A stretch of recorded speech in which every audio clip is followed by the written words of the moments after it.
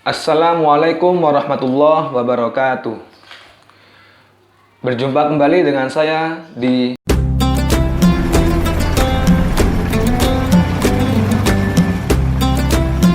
Oke, Alhamdulillah.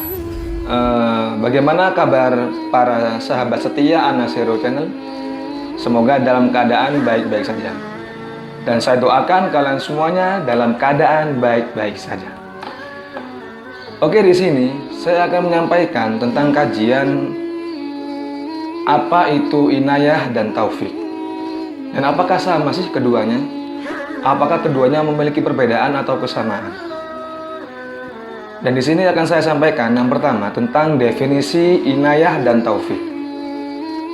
Inayah itu berasal dari kata ana ya'unu aunan, yang bermakna bantuan atau pertolongan. Kita sebagai hamba Allah Subhanahu wa Ta'ala pasti membutuhkan yang bernama inayah atau pertolongan. Kemudian untuk taufik itu berasal dari kata waffaqa yuwaffiqu taufiqan, yang berarti sesuai. Maksudnya dalam arti bahasanya itu adalah kesesuaian antara satu perkara dengan perkara yang lain. Untuk secara istilahnya, taufik itu adalah sebuah kesesuaian perbuatan seorang hamba dengan takdir Allah Subhanahu wa Ta'ala. Semisal ada orang yang mau melanjutkan atau memiliki keinginan angan-angan melanjutkan studinya ke luar negeri, kemudian dia selalu berdoa agar keinginannya ini tercapai. Nah, ketika berdoa ini, kemudian kok dia itu sukses untuk melanjutkan ke studinya ke luar negeri, maka ini adalah taufik atau karunia taufik dari Allah Subhanahu wa Ta'ala yang diberikan kepadanya, sehingga angan-angan doa yang selama ini dia panjatkan itu sesuai dengan takdir Allah Subhanahu wa Ta'ala. Ini yang dikatakan sebagai taufik. Jadi saya jelaskan lagi, saya berikan sebuah penjelasan yang lebih detail lagi. Taufik itu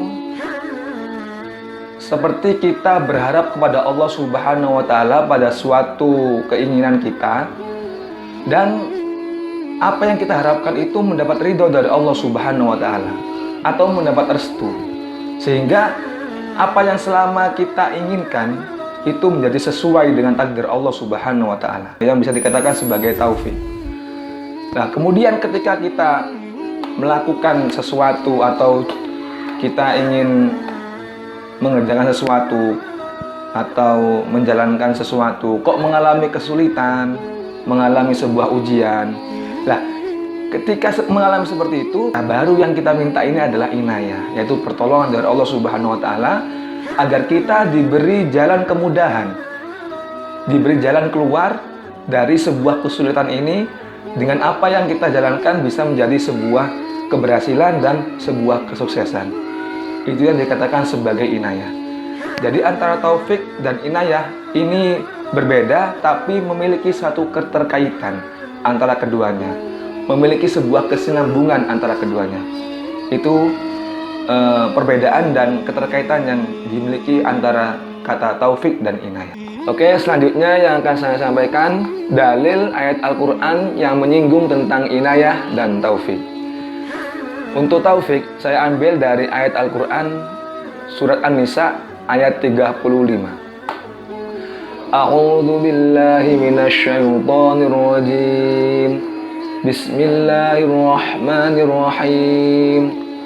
Wa in khiftum shiqaqa bainihima fab'athu hakaman min ahlihi wa hakaman min ahliha in yurida islahan yuwaffiqillahu bainahuma innallaha kana aliman khabira.